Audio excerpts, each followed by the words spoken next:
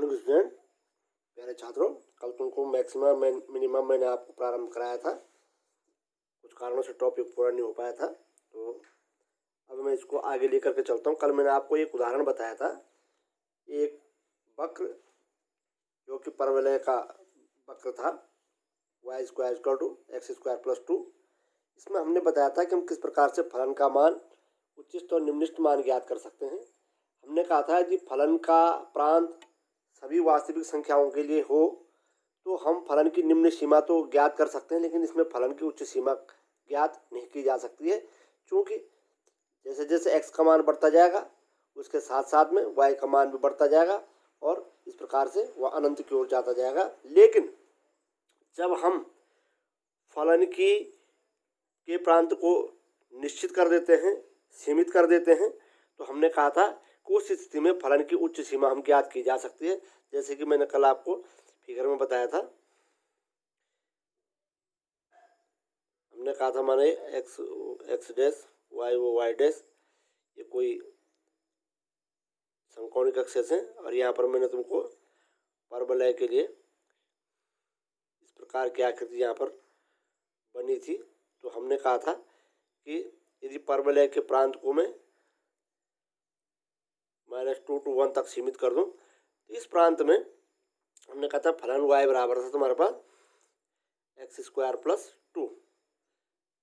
तो हमने कहा था y बराबर एफ एक्स इक्वल टू, इसलिए x यदि का मान यदि मैं -2 रखता हूँ तो एफ एक्स का मान क्या होगा, -2 का स्क्वायर प्लस 2 इक्वल टू 6। तो इस प्रकार से फलन का उच्चतम मान, जब x का मान हम क्या रख रहे हैं, ऋण 2 रख रहे हैं, तो फलन का उच्चतम मान हमको 6 प्राप्त हो रहा है। और इस प्रकार से फलन की उच्च सीमा का भी निर्धारण किया जा सकता है, बशर्ते कि उसका प्रांत को निश्चित कर दिया जाए। अब मैं इसी कड़ी में आपको एक अन्य एग्जाम्पल की ओर ले जा रहा हूँ। हमारा कोई फलन, second example F X equal to है मॉडुलस एक्स। यह एक मापांक फलन है यदि इसका प्रांत समस्त वास्तविक संख्याओं के लिए हो, अर्थात x बिलोंग्स टू R हो।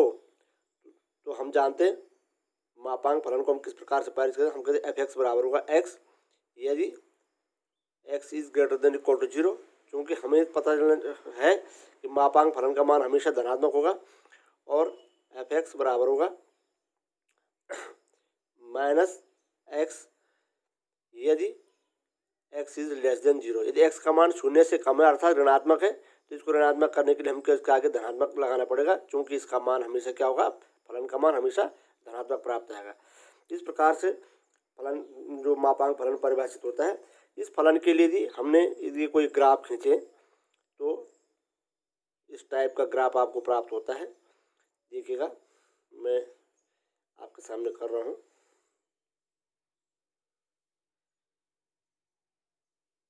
यदि x इक्वल टू इतना तो y इक्वल टू कितना होगा, y equal to F X का जो मान है वो कितना होगा। हमने कहा यदि हम x का मान 0 रखते हैं तो y का मान कितना होगा।